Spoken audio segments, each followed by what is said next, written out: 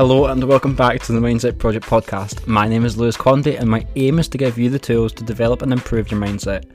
By drawing on my own experiences as a competitive swimmer, as well as the opinions and experiences of other incredible individuals, I hope to expose you to an alternative way of thinking. And in doing so, I hope that inspires some sort of personal growth. I believe that through mindset development, we can strive physically, mentally and emotionally. I hope you're all doing well, staying positive and staying healthy. So let's get on to it.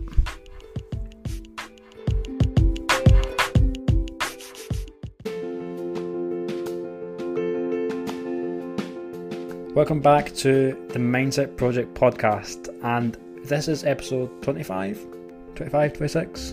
Anyway, it's the next episode, and I'm so happy to say that we have another guest. So we're getting back into having more guests on the podcast. I've sent out 5, 6, maybe 7 invitations to different speakers to get them on, sort of pick their brains, see what their knowledge is in their field around mindset, that sort of stuff.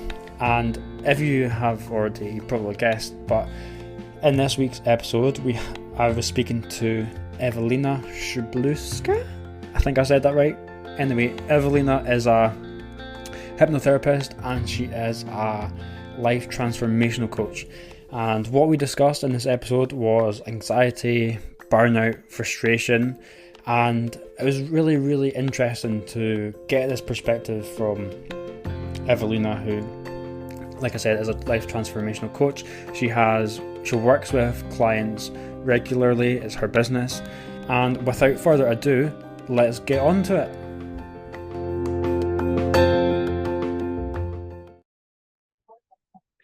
Okay, so welcome back to another episode of the Mindset Project podcast. On this week's episode, we have our 4th guest, so we're getting back into having guests on the podcast. And this week we have a trained hypnotherapist and a transformational life coach, and we have Ewelina. So we're going to get stuck right in. Who are you and what do you do? First, I think I need to congratulate for saying my name correct. Yes. Everyone gets it wrong, so well done for that. It is Ewelina Szczeblewska, and as you say, I am a trained clinical hypnotherapist and transformational coach. And I help people to find that inner voice because we get kind of lost in this world that we live in. We all get conditioned into stories and beliefs that are not necessarily ours. And even if they are, sometimes we've created them a long time ago, many years ago, yet we're still holding on to them 20, 30 years later. So I help them to find that awareness, find the voice, step into that magnetic confidence so they can have extraordinary lives. Because absolutely life can be fun, easy, in flow. It doesn't have to be a struggle. Yeah, exactly. So what I sort of want to focus on here is anxiety, frustration, and burnout. So, second question, what actually is anxiety and what are the signs, symptoms to look out for? That's a great question. Well, I think we can go into, scientific explanations, and it's quite a personal thing. Everyone will experience anxiety very personally, so it's a very subjective thing. It's certainly something that I find, especially with what was going on for the last 3 years, a lot of people struggle at the moment. And I would explain that irrational fear about something that hasn't happened yet. Mhm. It's that worry about something that may or may not happen. It is a very survival mechanism. So it's not like we're going to eliminate anxiety altogether. And I guess that's where the struggle comes in when we're working on anxiety. We cannot eliminate completely because then, it's there for a reason. It's there to protect us from doing silly things like, jumping off the cliff. That fear we do need to have to a certain degree. So we, don't walk up and pet a tiger, Yeah. So, however, it is a very primal fear. And as much as it was very helpful many years ago when we left in caves, and it was giving us that certainty that leaving late at night is probably not a good idea because the tiger and lion is probably hunting. But now the anxiety is caused by boss at work, economy, the relationship with your partner, with what's going on just in general. So there are irrational fear, yet they feel very real to the people they experience them. Mm. And they're real in a sense that obviously bring certain level of problems and issues that they have to face. Because if it's a relationship issues, so clearly there are some issues there. But when we are anxious about saying something to our partner in a fear how they may or may not react, it causes a level of a problem that we don't need. And we can absolutely eliminate if we step into that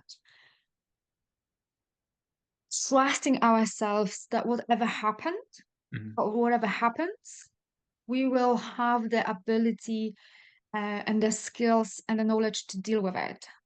Yeah. I hope that answers your question. Yeah, definitely. So, what would you say would be like symptoms to look for? It doesn't have to be, it could be like obvious ones or ones that Mm, might not be too obvious. yeah. So I think the obvious ones are obviously heart palpitations and um, sweating, trembling, kind of physical symptoms that go through the body. I don't really experience anxiety or panic attacks.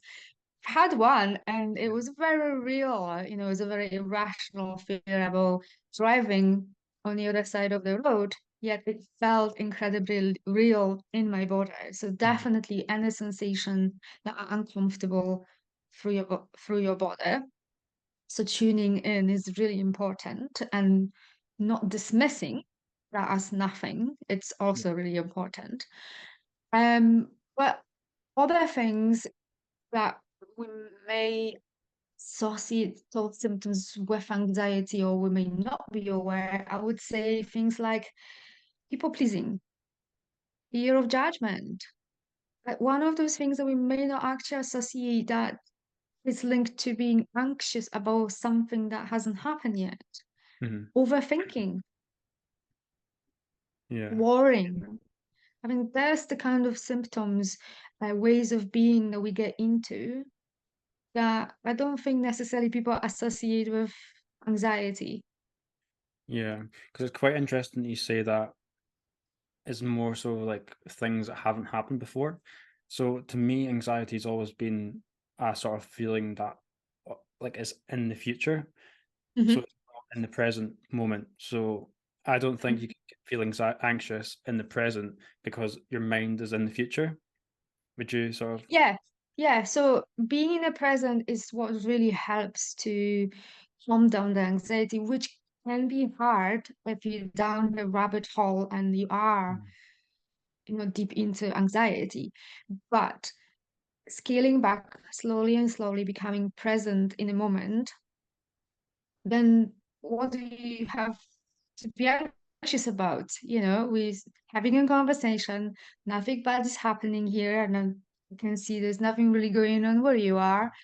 So we have nothing to be anxious about. We are alive, I guess, full, Mm. have plenty to drink. So there's nothing to be anxious about. But the minute we look into the future and the brain cannot predict what may or may not happen, and especially when we stepped into those areas of unknown, that's where anxiety comes in. So, like when I said fear of judgment may bring anxiety because we, let's say, want to ask that hot guy for the date. We're working with someone and we kind of, get along, and we fear that if we ask that person out, or vice versa, a guy asking a woman, we don't know how that person is going to react and how they're going to judge us.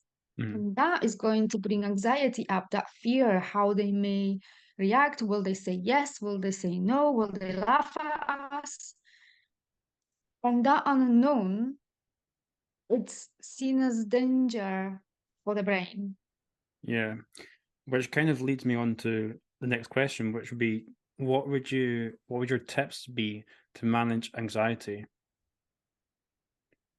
So obviously we've talked about like Right. bringing like in So and that sort of stuff. yeah, I think generally people who really struggle with severe anxiety already having underlying foundations that causes that to happen. So that's when I said, overthinking is there. Maybe they not feel good enough by themselves. Maybe they had to prove themselves as a child time and time again, and that created certain stories and beliefs that they have. Mhm. So they kind of give them the foundation, not the good foundations, to, Yeah. maybe experience anxiety at a higher level than someone else. Certainly working with a professional, it doesn't have to be hypnotist. It could be other modality, but certainly working with someone to help them to become more aware how the brain works, who they are as a person, really find out what makes them tick and what works for them, because we are all very different. So I would certainly advise to find someone. Present moment, like we mentioned, I think is huge. And some form of meditation. And it doesn't have to be actually sitting down and being silent. It can be walk by themselves in a forest and just listening to birds and really observing the nature, Mhm. or on a beach and just watching the waves. Is that also practicing being present? It doesn't have to be sitting down, because that can be very challenging for a very busy mind struggling with overthinking. Because the minute we're going to sit down, that inner noise is going to get very loud and very uncomfortable. Yeah. But I certainly suggest starting off with like a minute, standing to two and three and so on, just starting slowly, but doing something to be present. And certainly, one of the things that I say to my clients, just because we have certain thoughts, it doesn't mean they are valid or real. Mhm. And we have that choice to choose a different thought. We're Mhm. not slaves to our brain, although sometimes may feel it Yeah. may feel like that. So if you don't like the thoughts that you have because they are causing you to feel anxious, then pause, become present, notice the fact that you're having those thoughts and say, well, actually, I don't have to think this. You can think something else, and then switch your attention to something just completely else, because we are where our attention is. So if I were to tell you now, don't think about the pink elephant, Mhm. don't think about the pink elephant. What you're going to be thinking about is a pink elephant. Yeah. So, switching the attention is really important. Yeah. It's the classic don't look down scenario when you tell someone don't look Or down. don't turn around in the middle. Just, Yeah. yeah. Yeah. I was gonna yeah, but when you said it's about understanding how the brain works, that was the light bulb moment for me. Hmm. So if you don't know, I do swimming. So I had a period of really bad performance anxiety, and I went to a Hmm. psychologist about it. And just after the first session, where he like explained why I was thinking Hmm. the way that, it was just everything fell into place. And I think Yeah. sometimes for some people it's easy for that to happen, but others it Mm. might take a bit more work to get to that point. So I definitely agree with maybe working with someone, especially a psychologist, because they know the stuff that it's their sort of field, and they probably know the brain, how the brain works better than you do. Mm. I don't know. Yeah. They certainly do things differently than I do. Yeah. But certainly, yes, finding someone that can help you to understand how the brain works is really important, because I found that it was really helpful to me as well. Mm. So I still may struggle with maybe, going into the rabbit hole and maybe overthink something, because we are a work in progress. And I Mm. think that's the other thing is really also important. Even if we are working on ourselves, it's okay to have a bad day. It's okay to, feel anxious about something. What's important is how long you're staying there. So rather than, fell into the rabbit hole and stay there for weeks or months, catching yourself earlier and earlier and quicker. Mm-hmm. So it's okay that we're still going there because life, things will happen, and we're not always going to do things perfectly. And by the way, there's no such thing as perfection. Yeah. It's how quickly you can catch yourself when you go there and say, oh, okay, oh, I've noticed. And celebrate every time you catch yourself. Celebrate Yeah.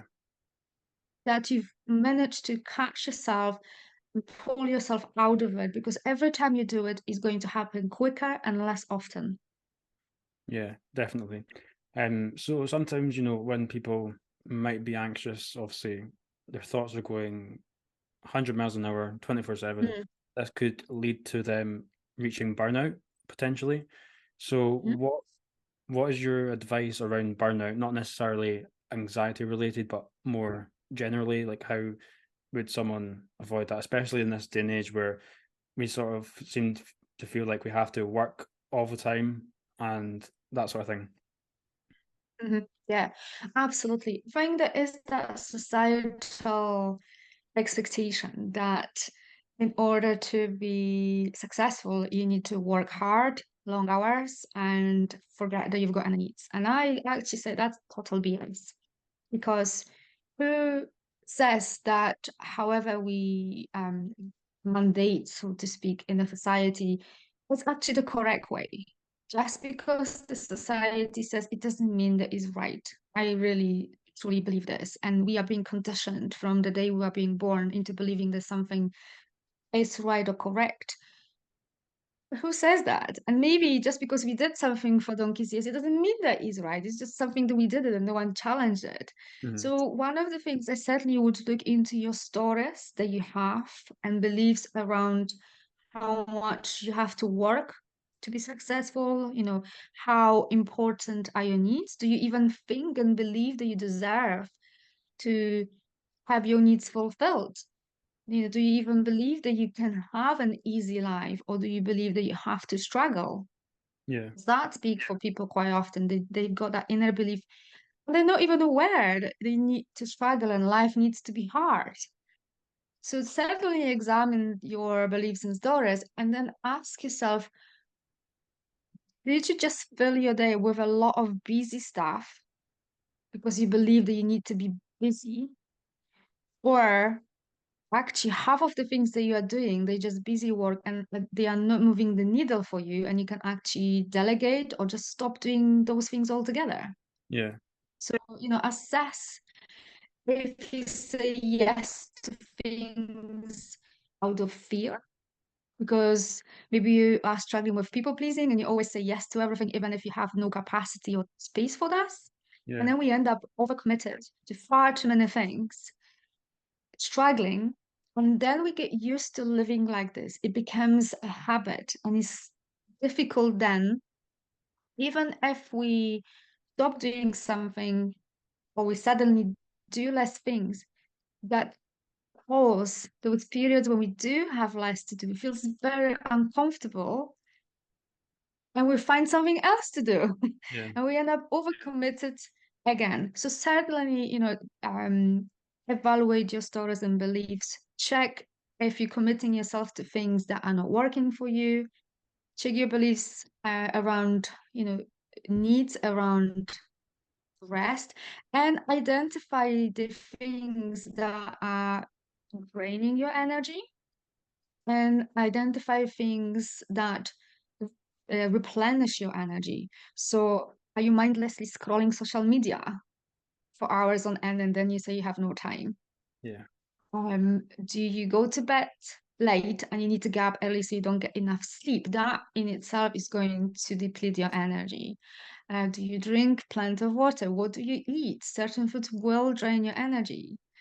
Do you exercise? Do you you go get for into walks? into the sun. So Yes, absolutely. So find those things that drain your energy and replace your energy. And then everything else, just you actually need to be doing them. So if you're scrolling mindlessly social media, why are you doing this? Are you running away from your own emotions? Is that something just filling your time? Would you be better going for a walk? Yeah, So, certainly look within. Answers are always within, no outside of us. yeah, I Because when you make those small changes, then things will start changing for you. yeah, I definitely agree with that there. Um, so our next question: are Mhm. there any links between anxiety, burnout, and frustration? Hmm, that's a great question. I would say so, because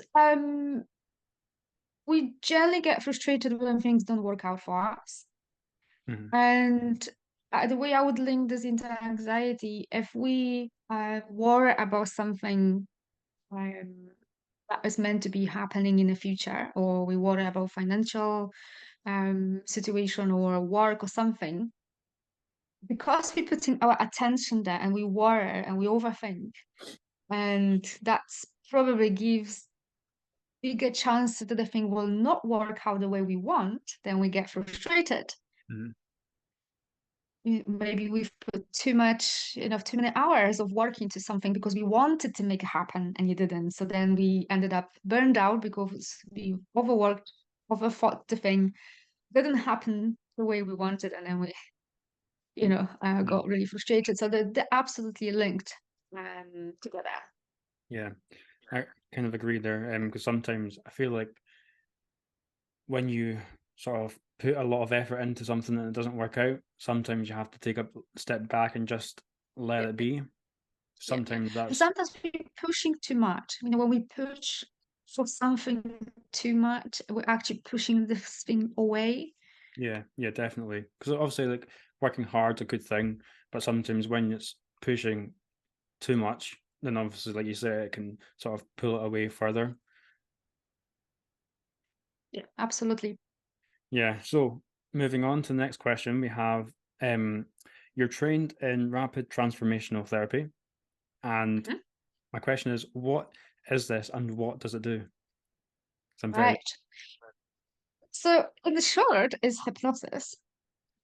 Uh, to give you a bit of a more elaborate answer, is a type of hypnosis that incorporate CBT, NLP, psychology, coaching, counseling, all kind of mixed together into a modality that's called rapid transformational therapy, created by Marissa Peer, and obviously uses hypnosis to access the mind. And I found it to be phenomenal because we found the root cause of the presenting problem that clients come to me, because that's something is also kind of maybe important for your audience to understand, is sometimes the problems that we think they are our problems, they are not.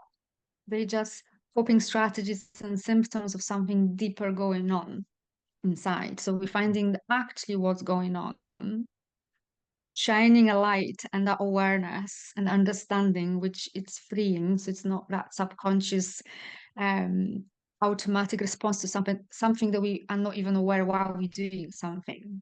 yeah, um by finding the root cause, we've got the understanding that it's very freeing, because then we know where the problem came from, and we're using neuroplasticity to rewire your mind, your brain, your beliefs, your stories, so that you can create a life that you want. And that in itself is huge, because I found many people don't know what they want. mhm, They absolutely don't know. So they come and say, I don't want to be anxious. So what do you want? I don't know. yeah, So you need to know what you want. So that in itself gives clients a lot food for thought. When I'm asking them, I need to know really what is that you want? How do you want to feel? How do you want your day to look like? And that gives them time to think into it, like, well, who am I? What do I want? And obviously I do a lot more than just that. But I combine hypnosis and coaching with my clients because I find that provides much greater results. But that's what it is. Rapid transformational therapy is it's a style of hypnosis. Yeah, it's interesting. 'Cause like you said, I think it's all about sort of putting the power back into the individual. So, like, Hmm. sometimes the symptoms aren't actually from within; they're actually externally. But we Yeah. often sort of attach to those thinking it's us. But when you sort of look in within yourself, it doesn't always have to be like an internal struggle. No, because sometimes, when we are being born, and I mean, that's something I found profound when I kind of realized when I started to learn about mind, is that when we are born, we are kind of like a blank slate. And by observing our parents, siblings, the environment that we're growing up, by observing how our parents relate to one another, how they show love to one another, how they deal with struggles, how they deal with money. And us, by observing this and being part of the environment, we learning what it means to love someone, what it Mhm. means to have or not have money. So they've modeled something to us that doesn't necessarily is ours in terms of stories and beliefs, but we've accepted that as ours. And then we go through life later, struggling maybe with money. We're trying to, take business off the ground or get a better job, or we always get fired or Yeah, something. And it's not this is necessarily your fault, but there'll be some programs, some stories, some belief running behind the scenes that you're not fully aware that is causing you to sabotage yourself. yeah, definitely. Which actually leads on nicely to the next question. So, what is the most common self-sabotaging habit that you see in your clients and the people you work with? Mm, that's a good question. I think sabotage as a whole is a huge thing. We all Mhm. sabotage ourselves in some form or another. But I work predominantly with women, and I think for us, the way we sabotage ourselves for the most part, I would say is imposter syndrome. Mhm. Um, really not believing like we are good enough Mhm. to do whatever we do, and we think we need more courses and more this, Yeah, um, which is kind of um linked back to feeling good enough. Procrastination is huge. yeah, Um, Overthinking is also quite big.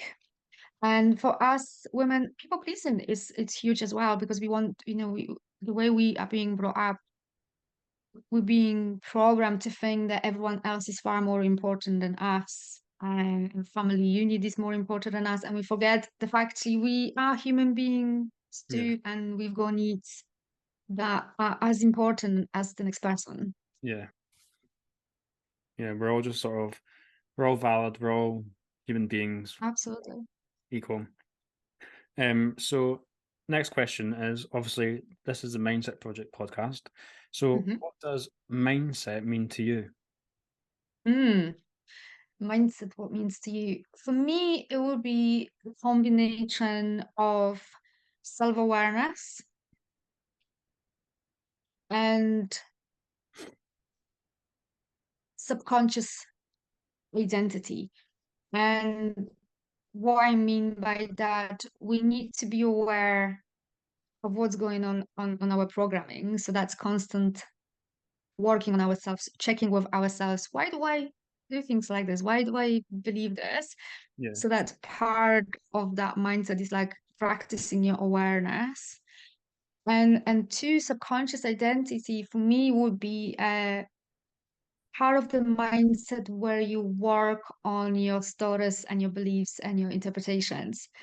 So you need to figure out who do you need to be, what do you want from life, and decide what kind of characteristics and beliefs do you need that are going to help you to get what you want. Yeah, definitely. That's going to be one of the common theme questions. So it's the first time I've asked it to a guest, so you're the first Mhm. person. Because I think it's really interesting how, because mindset's not one size fits all. Everyone thinks it differently. So I definitely think Yeah. it's an interesting question to ask. Um, so I kind of think we've covered like a lot of things that I wanted to. So is there anything else that you want to add around anxiety, frustration, burnout? Um, I think one of the things that I would say, be kind with yourself. Life is a journey, and it's not about the destination. Mm. It's about how do you actually go through the journey. So, sure, we're going to have difficult times and maybe fun times, but it's about how do you show up for yourself every single day. And if anxiety is something that you are struggling with, then ask yourself, what kind of help do I need? What do I need to do to support myself?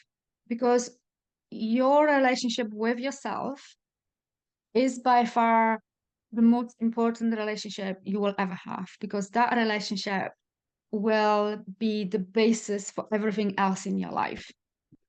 So be kind to yourself and keep asking yourself daily, what is that I need to support myself and so that I can create the life that I want?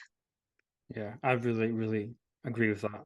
Because I think you only have one body, so you have to be kind to yourself, and the relationship you have with yourself is going to attract all the right relationships with other people. So I definitely agree with you there. So I kind of that's kind of coming to the end. Like, is there any can people contact you on like a website or social media? Sure. So my website is www.bravingthebeing.com, because I really believe it takes a lot of courage Yeah. to live on this planet. Mhm. And obviously, I'm on social media, Facebook, Instagram, LinkedIn, but you can find those links on my website as well. Yeah, and I'll link them all into the sort of the description of this podcast as well. So this will go up on YouTube and Spotify and all the other platforms as well. So thank you for coming on. It was a very, very interesting episode. I'm really grateful that you came on. And yeah, thank you again. Well, thank you for having me. You're very, very welcome. Bye. Bye.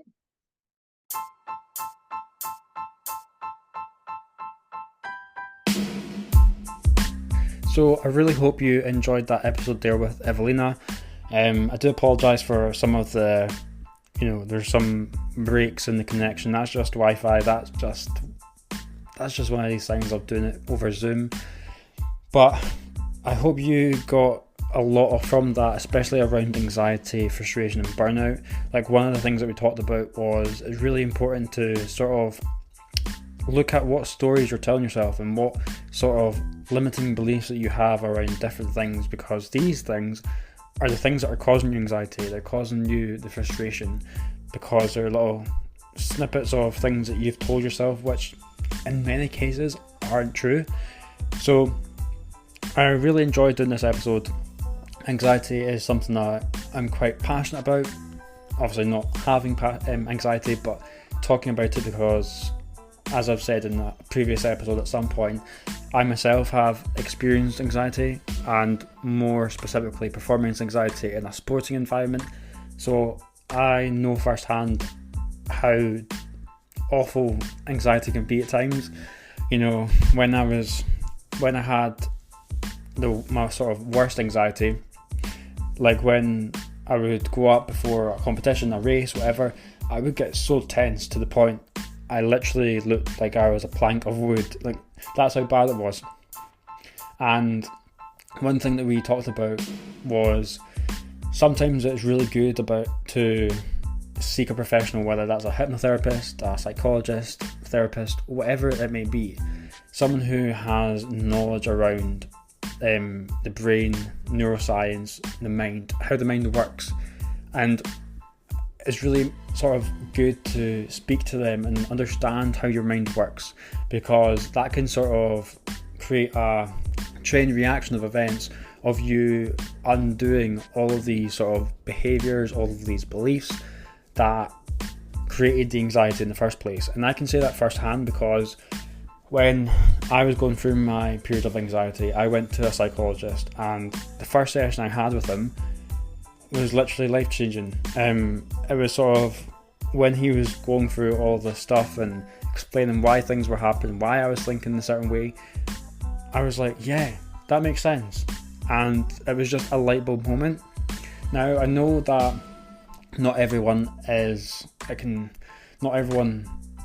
enough to have, that sort of understanding, and psychologists and hypnotherapists might not work for everyone. So like me and Ewelina talked about, it's really important to understand what you do and do something that works for you. Now, that could be, like we discussed, going out for a walk. It could be meditation. All of these things that we talked about are really, really useful tools to help you manage your anxiety, frustration, and prevent you from doing burnout. And I think it's really important to talk about is that anxiety, feeling anxious is a normal thing. Like, it's not a bad thing. And I think the key is managing anxiety. Some days that you're going to be anxious, some days you might not be, but it's being the key is being able to manage that, so that you don't end up in a position where, like Ewelina kept saying, was going down this rabbit hole of really negative thoughts and repeating that, almost like a vicious cycle sort of thing. So yeah, I really hope you enjoyed that episode. I really enjoyed doing it as well. I'm really, really glad, happy and grateful to be back interviewing all these different people.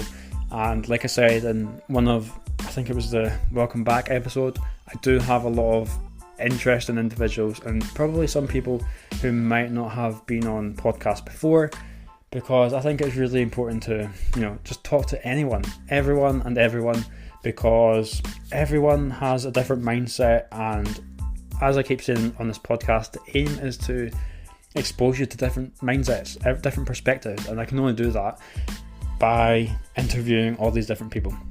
So that's enough from me. I really hope you enjoy this podcast episode, and I shall see you on the next one.